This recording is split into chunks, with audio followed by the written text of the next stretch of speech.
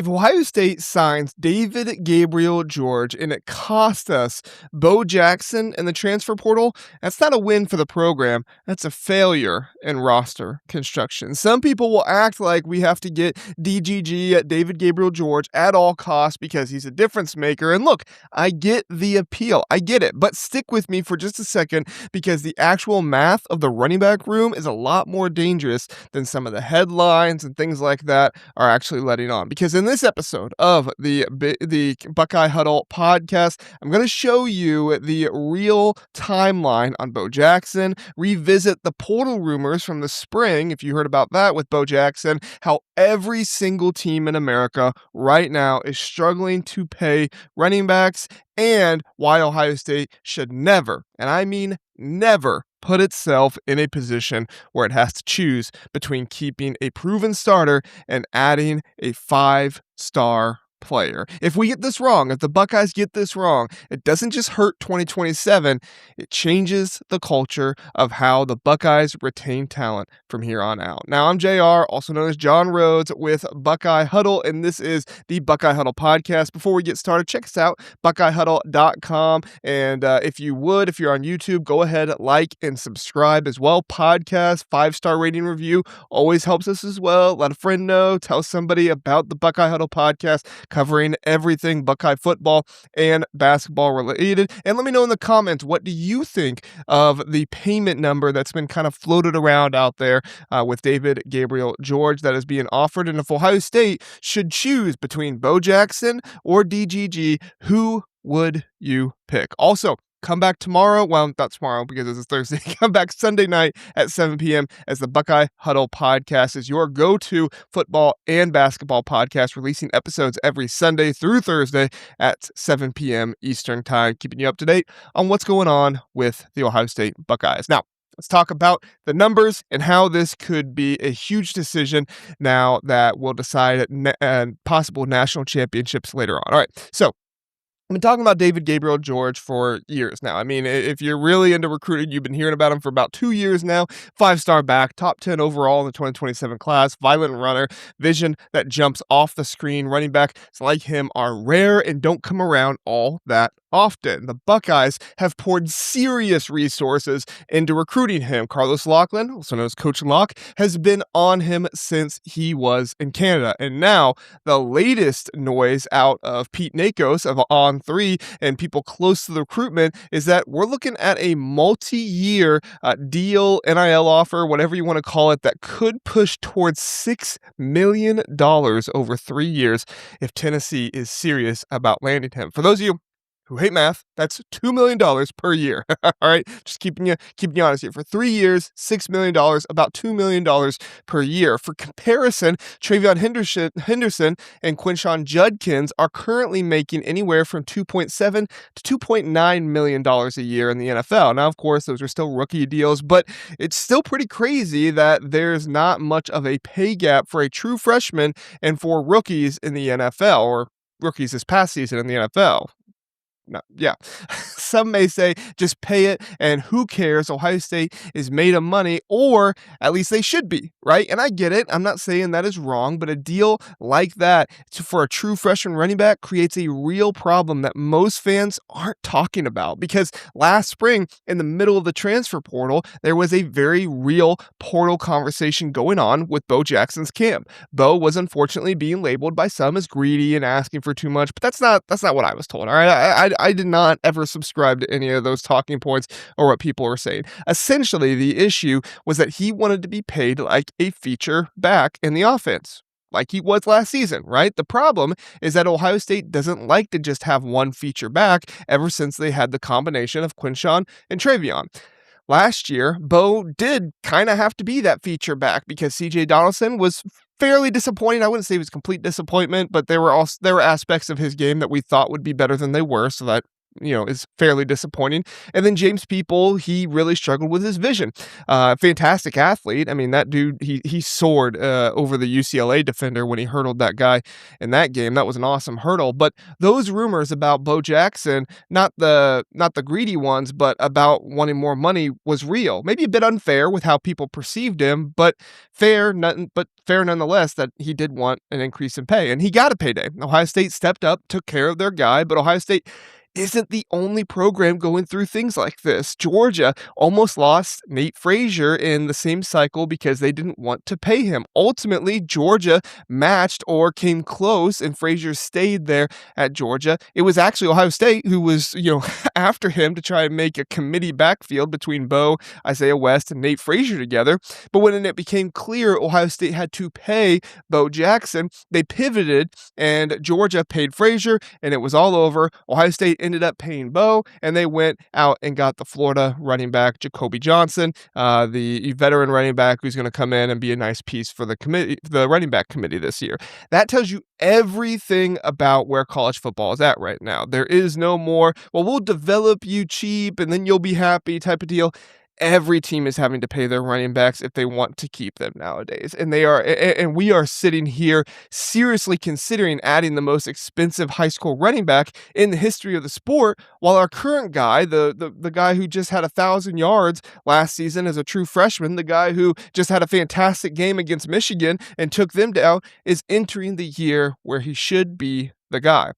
After everything we've seen with the portal and NIL, it's time to have an uncomfortable conversation. If signing David Gabriel Georges means Bo Jackson walks because the money or the relationship isn't right, that's not addition by subtraction. That's self-inflicted damage to a room that was already set up to succeed. The mainstream media says that we have to have DGG at all costs. The retention math says something completely different. You can't have him at all costs, otherwise you lose Bo Jackson, but he really does stand out as a true 5-star difference maker. Losing him would not be like losing a guy like Mark Fletcher, because George has a rare combination of trait, right? I'm not trying to say anything against Mark Fletcher. He's a good back, and he's a good back in college right now. He's one of the best in the country, but George is different. He already is a complete 3-down back who embraces pass protection and contributes in the passing game on swing passes and screens, allowing him to stay on the field without forcing substitution. He has elite vision,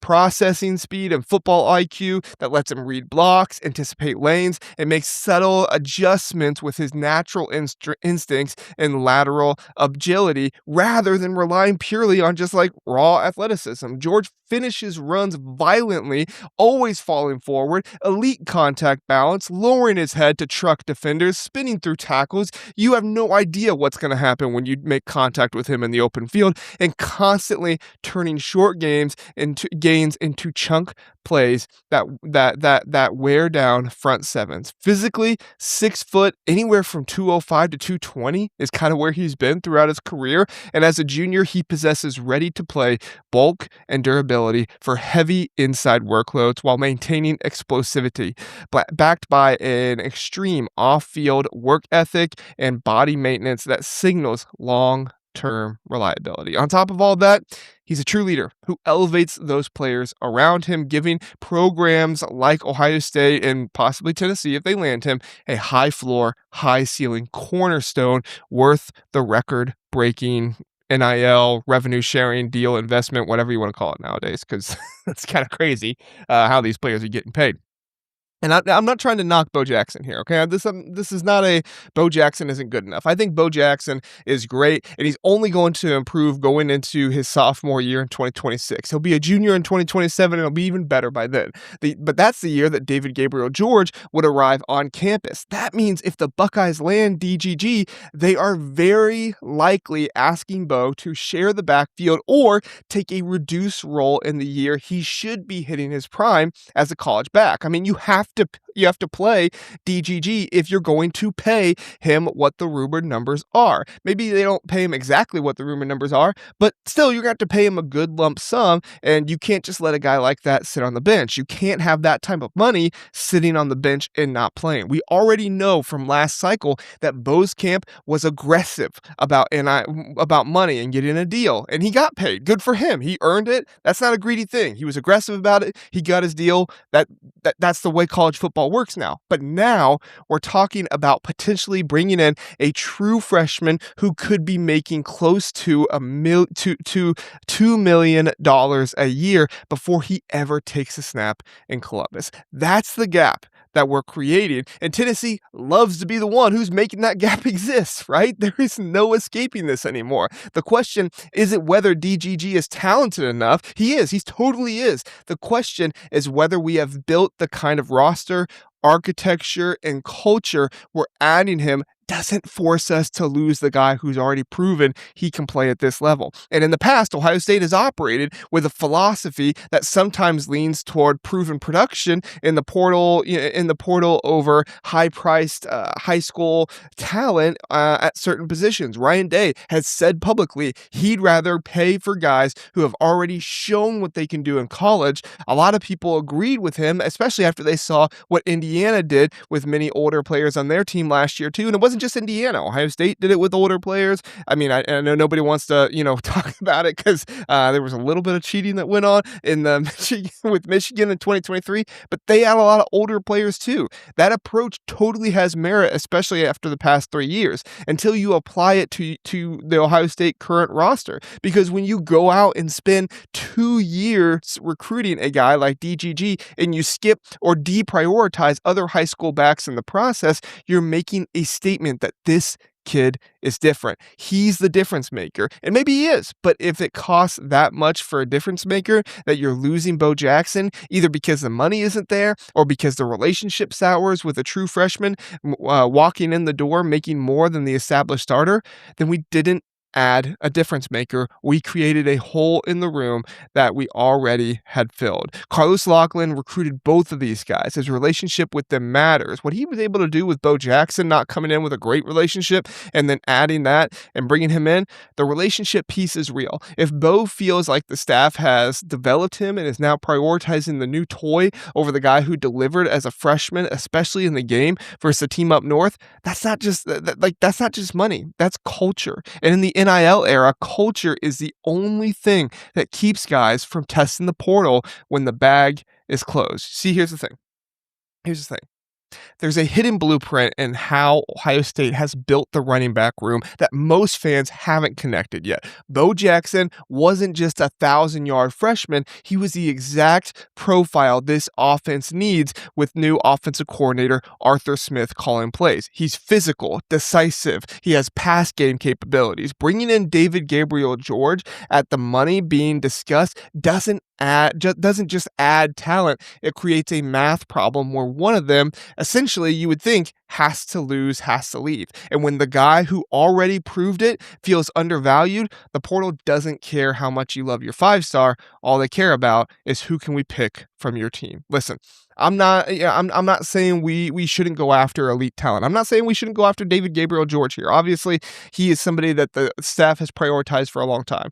Ohio State, the staff should definitely go after him. But we also shouldn't put ourselves in a position where the only two options are either pay DGG whatever it takes and risk losing Bo, or lose DGG and look, we got outworked again or outspent again by Tennessee. That's a false choice created by poor planning upstream. The smart play, and the one championship programs actually make, is to build the system so you never have to make this choice. Either you structure your revenue sharing deals, your NIL deals in a way that Bo feels respected and the new guy still gets paid what the market demands, or you make the relationship and the development piece so strong that Bo is willing to bet on himself and his vision, even if the freshman is making more on paper, because he knows, I'm just 1 year away from making even more at the next level in the league. Right now, it feels like we're drifting toward having to pick one or the other.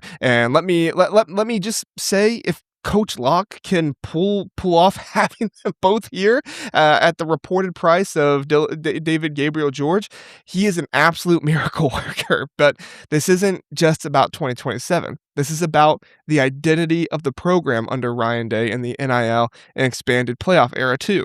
Ohio State hates the number of narrative that happened when they won it all after the $20 million roster fiasco. Obviously, they love winning it all, but the $20 million out there, you hear it every time Ross Bjork does an interview. He doesn't want to get into numbers because numbers create narratives. Because what then happened after that was word got out that Ohio State would happily pay whatever price for the best talent, and that obviously is not the case. But we saw certain players come in for a visit and leave disappointed that Ohio State wasn't dropping a bag on them. You see, if Ryan Day lets a proven productive running back hit the portal because the shiny new 5-star is coming in and the numbers don't work, that changes how future recruits and their families and even the players on the team look at the program. It changes how current players view loyalty, and it puts the Buckeyes in the exact spot that they have, fans have been criticizing other programs for being in. Reactive instead of proactive with roster management is never a good idea. Tennessee can offer $6 million care package and more if they want because they need DGG, the guy. I mean, point blank, they are desperate. They are a desperate program. I'm not afraid to say it. They are a program who has to pay the premium of premiums because they have not proven that they can develop guys and they can put guys in the league at the rate that an Ohio State can. They have a few good guys here and there, but even their best guys are not the best like the Ohio State has. They don't have the same depth or the same proven production already in the building. The Buckeyes do. That's supposed to be the advantage for the Buckeyes. Using that advantage correctly means never being forced into a situation where keeping the 5-star means losing the guy who's already earned the right to be there. You see, the mainstream media narrative is that Ohio State simply has to have David Gabriel Georges and the money will work itself out. But that's lazy. The real story is that every team in America, every team in college football right now is already struggling to pay their running backs. Georgia almost lost Nate Frazier over it, and we had to pay Bo Jackson to keep him. If we sign David Gabriel Georges at the number being discussed without a clear plan for Bo, we're not just being aggressive, we're being reckless with a room that doesn't need to be broken. The Buckeyes have the resources. The Buckeyes have everything they need, in my opinion. They just have to be smart, the smartest people in the building. They have to be the ones making the best decisions, creating the best relationships. They have a head coach who has shown he can adapt and he can make the best decisions. There is no reason we should ever be in this position where adding, one elite player creates a legitimate risk of losing another who has already produced at a high level. Either we figure it out and pay DGG competitively without creating a gap that Bo can't live with, or we do the relationship and culture work so that Bo is bought in enough that the money disparity doesn't matter to him. Both plans require intentionality. Both plans require culture. Both plans require a lot of planning and not just throwing money at a situation. Right now, it feels like we're hoping the problem kind of solves itself, not necessarily with the staff, but kind of fans are. The staff is obviously working on this much differently, but that's not how you build a roster that wins national championships in this era. Here's the bottom line, though. All right, here's the thing I want everybody to walk away with. I want every Buckeye fan to hear this clearly. David Gabriel Georges is a special player. The investment the staff has made makes sense on talent alone. But if landing him means we lose Bo Jackson, whether it's because of money or because of the relationship wasn't managed, then we didn't add a piece. We created a hole where one didn't previously exist. Ohio State should never be in that position. We have too much talent, too much infrastructure, and too much at stake to let roster math this sloppy decide our running back room in the future. Fix the pay structure. Fix the communication, fix whatever you got to fix. Make sure both guys feel valued. That's how you actually build a championship roster. And as we know, the Buckeyes are building a championship roster. They just have to get it right here. And I think they will. Ohio State doesn't have to choose between a proven starter and a 5-star if the Buckeyes do the right work with getting his deal structured and having the relationships the right way. We'll see if they do it. On July 22nd, less than 3 weeks away, that's when David Gabriel Georges will make his decision, and we'll see where he lands. Drop your take in the comments. Do you pay DGG, whatever it takes, and roll the dice on Bo, or is there a smarter path forward? Let me know in the comments. And by the way, while you're there, hit that like button, subscribe. We'll be back Sunday night at 7 p.m. with more here on the Buckeye Huddle Podcast. Thanks for watching. Appreciate it. Go Bucks.